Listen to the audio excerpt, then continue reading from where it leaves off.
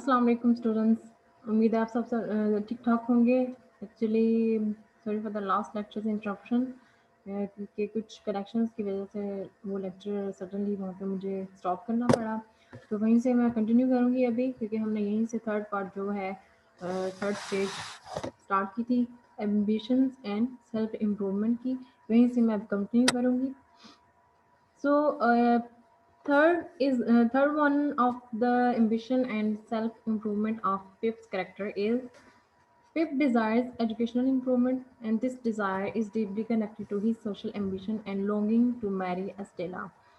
अब जो उसकी डिज़ायर होती है सोशल एम्बिशंस के से रिलेटेड, वही इसको मजबूर करती है कि वो जो एक्सपीरियंस उसने बैड एक्सपीरियंस जो उसकी लाइफ का रहा, एक लाइफ टाइम उसमें बहुत ज़्यादा बर्दाश्त करना पड़ा, और स्टेला से शादी करने के लिए भी उसने बहुत ज़्यादा सब्र किया और मेहनत की। तो ये उसके जो है वो जो सोशल डिज़ायर्स उसने सेट की थी, उसकी वजह से उसको एक्सपीरियंस करना पड़ जाता है। A full education is the requirement of being a gentleman. एक जेंटलमैन की हैसियत से रहने के लिए, अपर क्लास के लिए सबसे पहला जो स्टेप था वो था कि कंप्लीट हायर एजुकेशन ली जाए, हासिल की जाए या कंप्लीट की जाए। As long as he is an ignorant country boy, he has no hope of social advancement. जब तक वो एक ऐसे लड़के की हैसियत कम लड़के की हैसियत से ज़िंदगी गुजार रहा था एस्ट्रेला से मिलने से पहले तक, तब तक उसकी कोई होप्स नहीं थी कि वो सोशल एडवांसमेंट से रिलेटेड कोई इस तरह से फोकस करता, या उसे सोशल क्लास से रिलेटेड कोई इस तरह से आइडिया नहीं था। उनको इन चीज़ों पे उसने पहले कभी भी फोकस नहीं किया था और नोटिस ही नहीं किया था कि ये भी चीज़ें इस दुनिया में एग्जिस्ट करती हैं। Pip understands this fact as a child. एक बच्चे की हैसियत से वो ये फैक्ट समझता है when he learns to read at Mr. Wopsle's aunt's school, and as a young man when he takes lessons from Matthew Pocket। जब फर्स्ट टाइम मिस्टर वॉप्सन के घर वो जाता है तालीम हासिल करने के लिए, उसकी उनकी जो आंट है उन्होंने स्कूल ओपन किया था, वहाँ पे वो जब तालीम हासिल कर रहा होता है तो फर्स्ट टाइम वहाँ पे इसे पता चलता है कि ये जो सोशल एडवांसमेंट है, सोशल क्लासेस हैं, सोशल इश्यूज़ हैं, ये भी कुछ चीज़ें हैं जो एग्जिस्ट करती हैं इंसान की और जो मैटर करती हैं, जिन पर फोकस करने की ज़रूरत होती है। और एज अ यंग मैन उसने कैसे देखा इन चीज़ों को, एक जेंटलमैन होने का जो उसकी डिज़ायर पैदा हुई थी और अपने आप को अपग्रेड करने की उसकी विशेज़ थी, वो मैथ्यू पॉकेट के घर में रहते हुए उसने ये सारी चीज़ें जो है सीखी, और तब उसमें डिज़ायर पैदा हुई। Ultimately through the examples of जो, Biddy and Mag, which people learns that social and educational improvement are irrelevant to one's real worth, and that conscience and affection are to be valued above erudition and social standing।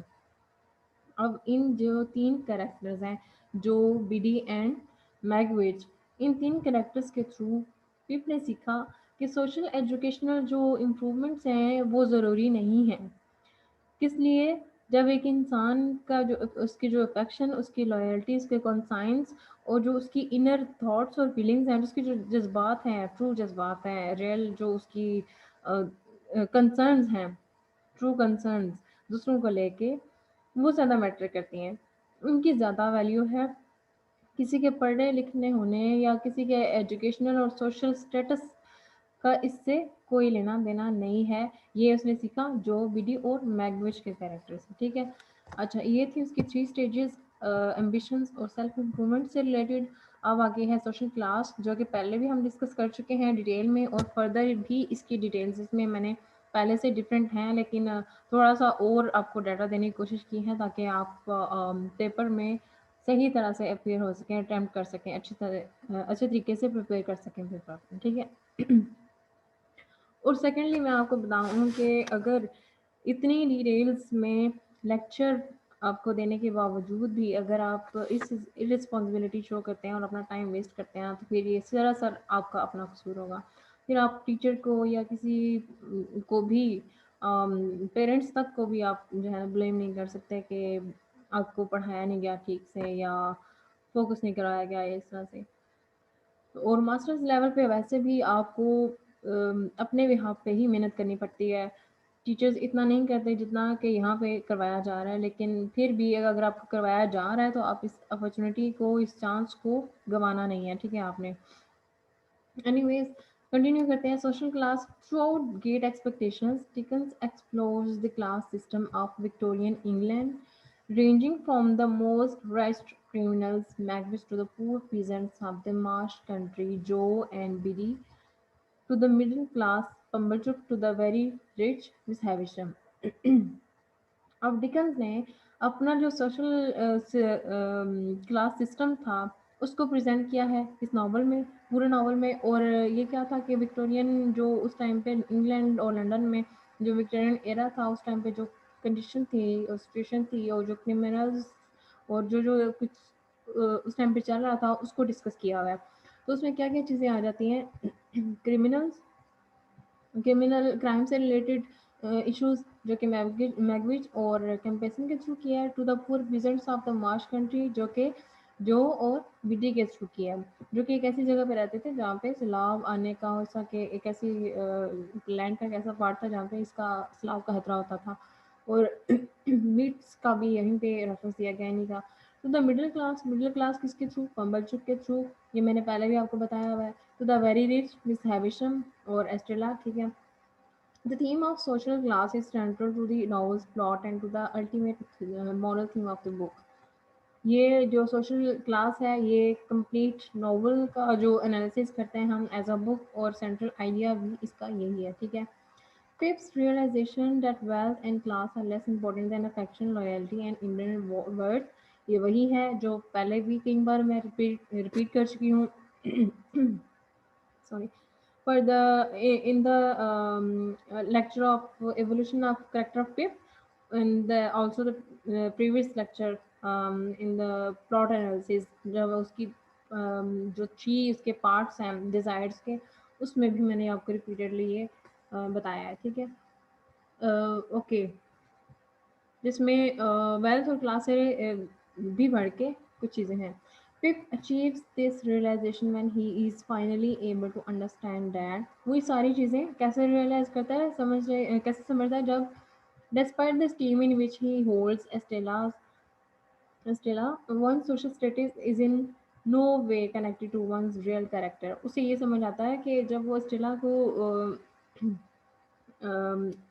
Before and after देखता है, जब miss हैविशम के घर देखा, फिर after the time of England, जब वो उसकी शादी हो जाती है, और वो जो टाइम उसने उसको देखा उसकी कंडीशन, और फिर खुद भी ये रियलाइज किया कि एक इंसान का सोशल स्टेटस कुछ मैटर नहीं करता किसी के रियल करेक्टर के आगे, ठीक है।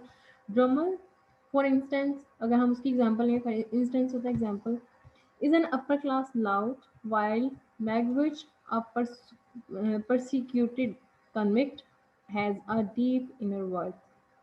जो एक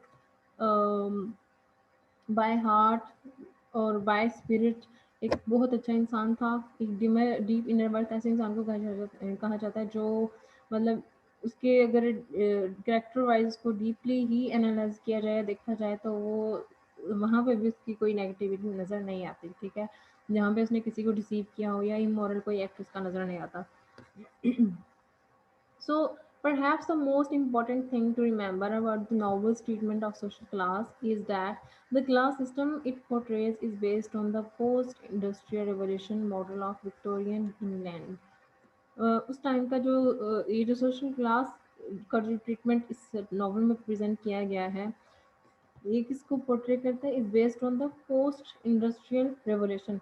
इंडस्ट्रियल रेवोल्यूशन यानी कि जब लोग अनएम्प्लॉयड थे और उनको कोई जॉब्स वगैरह नहीं मिल रही थी, और इस टाइम ये इंडस्ट्रियल रेवोल्यूशन लाया गया, और ये उसके बाद की बात है। मॉडल ऑफ विक्टोरियन इंग्लैंड, ये उस टाइम के जब लोगों ने माइग्रेट किया अपने शहरों को छोड़कर दूसरे शहरों की तरफ जाने की कोशिश की, दूसरे कंट्री की तरफ जाने की कोशिश की, वो जो टाइम पीरियड था एक इंडस्ट्रियल रेवोल्यूशन थी, तो उस टाइम पे विक्टोरियन एरा जो इंग्लैंड में था, वो सारे जो एक पिक्चर है ना उसको पोर्ट्रे करता है ये नावल। क्योंकि जितने भी वहाँ पे उस टाइम पे सोशल क्लास थे, जो भी रेवोल्यूशंस थे, जो भी इश्यूज थे, और जो जो क्राइम और उस टाइम पे हुआ करते थे, वो सारा कुछ इस नावल में एज इट इज़ ही डिस्कस किया गया है। इसलिए कहते हैं कि ये एक ट्रू पिक्चर है पोर्ट्रे है उस टाइम उस एरा का।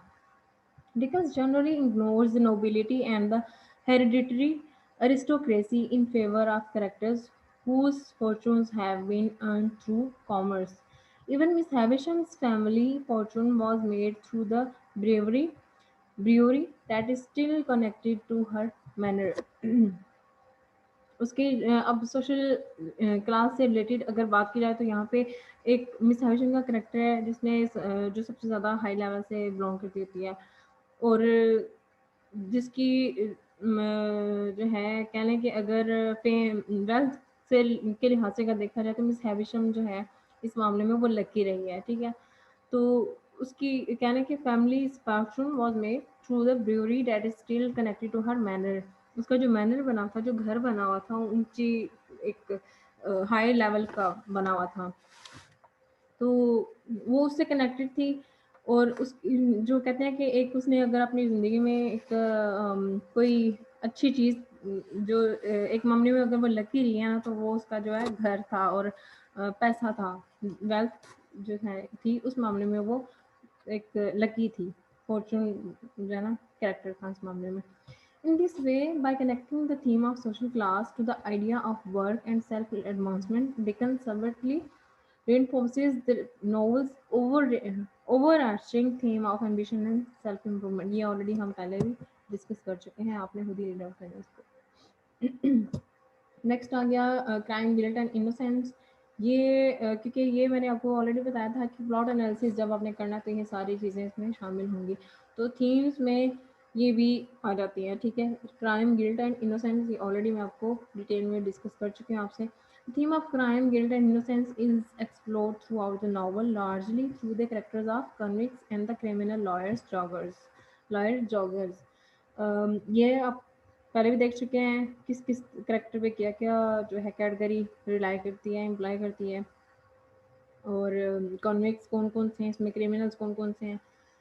और फ्रॉम द handcuffs जो meant at the smithy to the glows at the prison in London, the imagery of crime and criminal justice pervades the book, becoming an important symbol of Pip's inner struggle to reconcile his own inner moral conscience with the institutional justice system।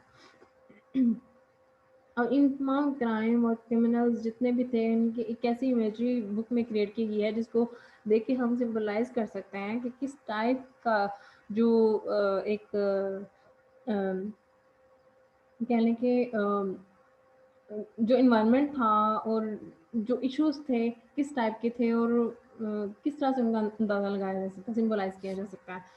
और फिर की जो inner struggle थी उसके moral act से related और उसके social status से रिलेटेड वो जस्टिफाई होती है अकॉर्डिंग टू दीज लाइक इन चीज़ों को जब साथ साथ डिस्कस किया जाए, क्राइम गिल्ट और इनोसेंस को, इसके साथ इन सारी चीज़ें जो एक सिचुएशन में चलती जा रही थी उसकी वजह से ही पिप ने ये रियलाइज़ किया था कि वो एक लाइक अपने आप को जस्टिफाई कर पाया था कि वो किस तरह से मॉरली एक्ट कर रहा है पहले भी और बाद में भी।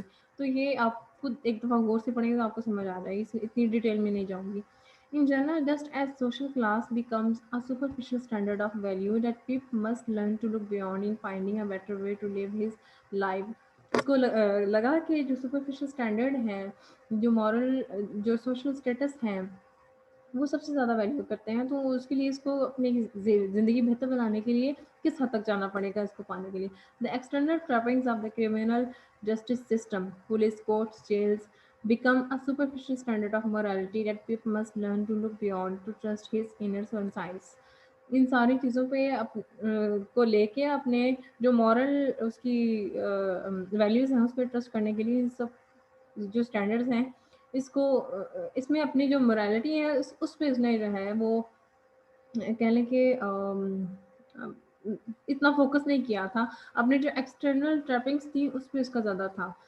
तो हालांकि वो एक्सटर्नली देखे जाए तो उसकी जो अपेयरेंस थी वो हाई स्टैंडर्ड्स के अकॉर्डिंगली थी, लेकिन जो क्रिमिनल्स हैं उनके अगर उनकी एक्सटर्नल ट्रैपिंग्स देखी जाए तो वो लगते तो क्रिमिनल थे, लेकिन अंदर से वो एक अच्छे इंसान था। जैसे मैगविच है, वो एक अंदर से एक अच्छा इंसान था। वो पोर्ट्रे तो करता है पुलिस, कोर्ट्स और जेल्स, इस तरह की चीज़ों को, थीम्स को, लेकिन इनर उसकी जो फीलिंग्स थी, थॉट्स थे, वो बहुत ट्रू कंसर्न्स थे दूसरों को लेके, ठीक है, as compare to Pip. Okay, आगे चलते हैं। Magwitch, for instance, frightens Pip at first simply because he is a convict. अब उसकी एग्जांपल वही आ गई जो मैंने अभी अभी बताया आपको, कि स्टार्ट में, नॉवल के स्टार्ट में वो एक कन्विक्ट की हैसियत से उसको डराता है, क्योंकि उसके पास खाना नहीं आता। Pip feels guilty for helping him because he is afraid of the police. उसे पुलिस से डर होता है और उसको ये डर लगता है कि मैंने एक क्राइम किया है चोरी करके अपने घर से, तो उसको ये गिल्टी फील होता है। By the end of the book, however, Pip has discovered Magwitch's inner nobility.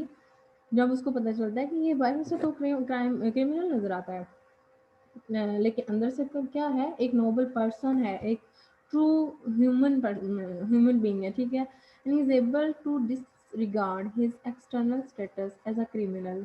और वो इस बात पर डिसएग्री उसे करना पड़ा कि जो इसका एक्सटर्नल स्टेटस है वो एक क्रिमिनल का है, तो इससे कोई उसको फर्क नहीं पड़ता, क्योंकि वो अंदर से एक अच्छा इंसान है, ठीक है। Prompted by his conscience, he helps Magwitch to evade the law and the police. अब अपने जो कंसर्न है मैगविच के थ्रू, मैगविच की तरफ शो करता है, उसकी हेल्प करता है, और जितने भी लॉ और पुलिस को उनसे छुप के उसकी हेल्प करता है, ठीक है। उसको लंदन से, क्योंकि वो इलीगली आया होता, तो लंदन से उसको निकालने में हेल्प करता है through ship. As Pip has learned to trust his conscience and to value Magwitch's inner character, he has replaced an external standard of value with an internal one. ये वही आ जाता है कि अपनी जो है पेरेंट्स को छोड़ के वो अपनी इंटरनल फीलिंग्स पे फोकस करना शुरू कर देता है। डबल्स की कैटेगरी आ जाती है, ये ऑलरेडी मैंने आपको पहले भी बताया कि जो हर चीज़ सूटेबल टाइम्स यूज़ हुई है, लेकिन किस तरह से यूज़ हुई है थोड़ा सा डिटेल में अभी जाते हैं। One of the most remarkable aspects of Dickens' work is its structural intricacy and remarkable balance. उसने सारी चीज़ों को बैलेंस रख के डिस्कस किया इस नॉवल में। Dickens' plots involve complicated coincidences, extraordinarily tangled webs of human relationships, and highly dramatic developments in which setting, atmosphere, event and character all are seamlessly fused. कहता है कि इसमें डिकन्स ने जितना प्लॉट वो क्रिएट किया गया ना कॉम्प्लिकेटेड, इसमें जितने भी कोइंसिडेंसेस हुए हैं, सिचुएशंस और रिलेशनशिप्स, और साथ में पिप की जो स्टेजेस हैं उसको, उसके करेक्टर को और बाकी सारे करेक्टर को साथ साथ एक बैलेंस रख के लेके वो चला है। उनके साथ साथ इवेंट्स को, जो करेक्टर्स थे, जो एटमॉस्फेयर था, मतलब इन सबको बैलेंस रख के उसने जो है ना डेवलपमेंट रखी है इसकी, इस तरह से नॉवल लिखा है। In Great Expectations, perhaps the most visible sign of Dickens' commitment to intricate dramatic symmetry, apart from the note of character relationships, of course, is the fascinating motif of doubles that runs throughout the book. From the earliest scenes of the novel to the last, nearly every element of Great Expectations is mirrored or doubled at some other point in the book. अब वो कैसे है double, किसी, वो कह रहे हैं कि किसी पॉइंट पे जो है ना ये स्टार्ट से लेके एंड तक ये जो इवेंट्स हैं कुछ डबल हैं, किस तरह से। There are two convicts on the marsh. कौन से थे? Magwitch and Compeyson. Two invalids, Mrs Joe and Miss Havisham, जिनको यानी कि जो एक नेगेटिव कैरेक्टर की हैसियत से जिन्होंने परफॉर्म किया, ठीक है। Two young women who interest Pip, Biddy and Estella, and so on. There are two secret benefactors, Magwitch who gives Pip his fortune, and Pip who mirrors Magwitch's action by secretly buying Herbert's way into the mercantile business. अभी आपको clearly समझ आ गया होगा कि doubles कैसे है, किसके through है, कौन कौन सा है, और फिर के दोनों बेनिफैक्टर्स वो किसको समझ रहे हैं, ठीक है। Finally there are two adults who seek to mould children after their own purposes. दो एडल्ट्स हैं जिसके बारे में बात की जा रही है कि जिन्होंने अपने पर्पस के जो है बाद अपने जो मेन पर्पस थे उस लिहाज से अपने आप को मोल्ड किया। Magwitch who wishes to own a gentleman and decides to make Pip one. Magwitch की ख्वाहिश थी कि मैं एक जेंटलमैन बनो, लेकिन उसने अपनी ख्वाहिश पिप के थ्रू पूरी की। And Miss Havisham who raises Estella to break men's hearts in revenge for her own broken heart. ये उसने मिस हैविशम ने क्या किया कि उसने जैसे मैगविच ने किया, अपना जो बचपन की अपनी जो ख्वाहिश थी वो इसके थ्रू पूरी की। इसी तरह मिस हैविशम ने किया कि अपनी जो रिवेंज था अपना वो इसने इसके थ्रू पूरा किया, एस्टेला के through. Interestingly, both of these actions are motivated by compassion.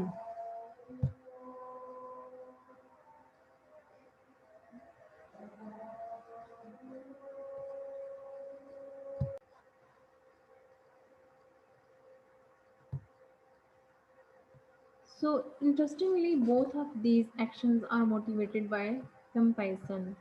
Magwitch recent, अब ये दोनों जो एक्शंस थे इसमें जो मेन कॉमन एक पर्सन आता है वो आता है कंपैशन।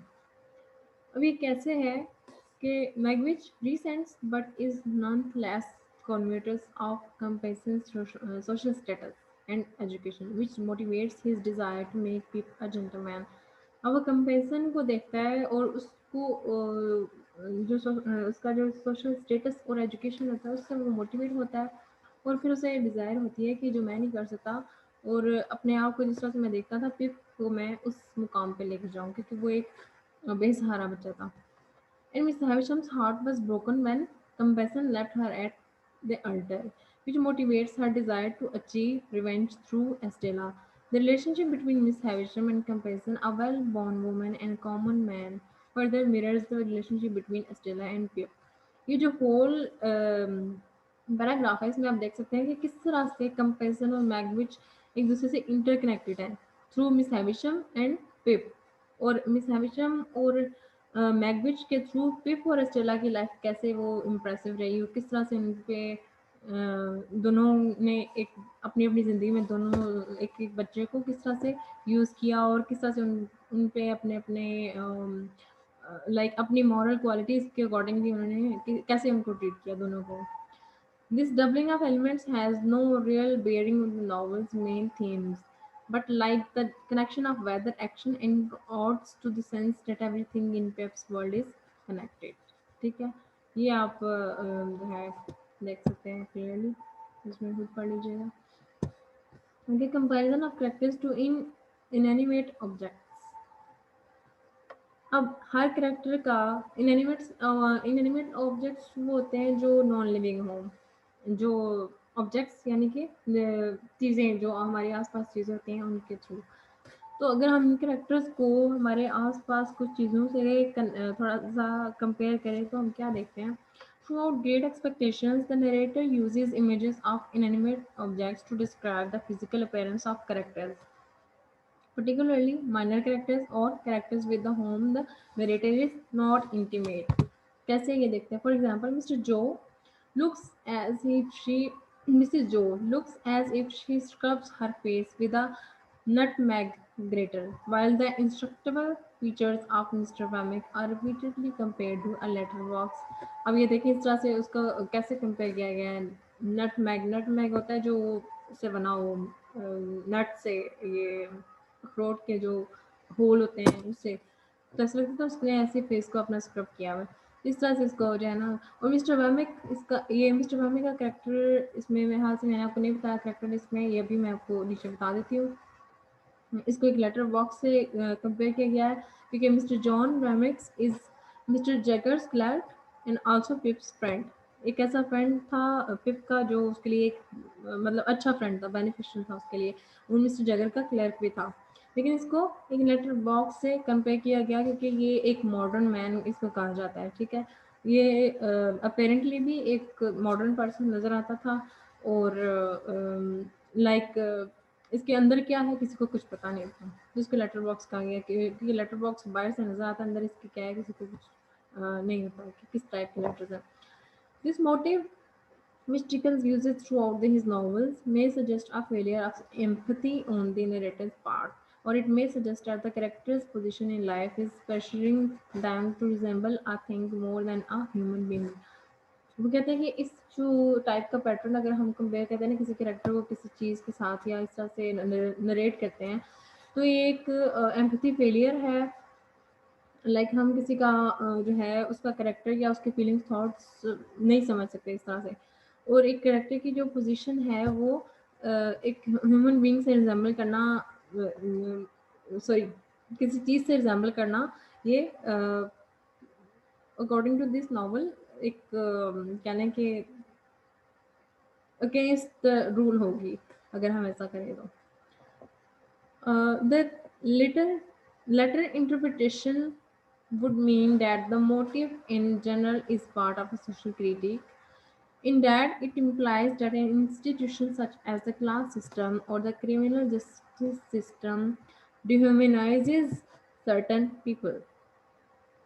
यानी कि ये जो क्लास सिस्टम है और क्रिमिनल जस्टिस सिस्टम है, ये एक ऐसे इंसान को बदलने पे मजबूर कर देते हैं। एक अच्छा हँसा इंसान होता है लेकिन वो अपने जो इविलनेस है उसको बाहर ले आता है, क्योंकि इन क्लास सिस्टम और यानी कि हमारा सिस्टम समटाइम हमें मजबूर कर देता है कि हम उसके अकॉर्डिंगली एक्ट करें। ठीक है? तो same as case with the character of Pip के उसको भी सोशल क्लास और सिस्टम ने ही मजबूर किया कि वो डिह्यूमनाइज की तरफ जाए। डिह्यूमनाइज यानी कि अगेंस्ट ह्यूमन एक्ट। तो एक इमोरल एक्ट की तरफ उसको उकसाया वैल्यूज़ ने, सोशल और मॉरल वैल्यूज़ ने, उस सिस्टम ने। ठीक है? तो ये था इस क्वेश्चन से रिलेटेड। और जो भी क्वेश्चन हो मुझे ज़रूर बताइएगा। You can ask me any time about any topic. So अपना ख्याल रखें बहुत सारा, और मुझे भी दुआ में याद रखें। अल्लाह हाफिज़।